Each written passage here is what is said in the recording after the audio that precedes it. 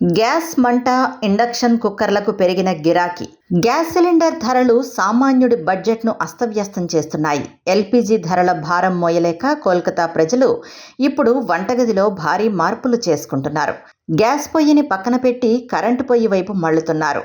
దీంతో నగరంలోని ఎలక్ట్రానిక్ మార్కెట్లలో ఇండక్షన్ కుక్కర్లు, ఓవెన్లు, ఎయిర్ ఫ్రైయర్ల అమ్మకాలు ఒక్కసారిగా ఊపందుకున్నాయి. గ్యాస్ సిలిండర్ ధర ₹1000 దాటడంతో నెలకు అయ్యే ఖర్చును తగ్గించుకునేందుకు వినియోగదారులు ఇండక్షన్ కుక్కర్లను ఆశ్రయిస్తున్నారు. గ్యాస్తో పోలిస్తే ఇండక్షన్ వంట ఖర్చు దాదాపు 30 నుంచి 40% తక్కువగా ఉంటోందని గృహిణులు చెబుతున్నారు. ముఖ్యంగా మధ్యతరగతి కుటుంబాల్లో ఈ మార్పు స్పష్టంగా కనిపిస్తోంది.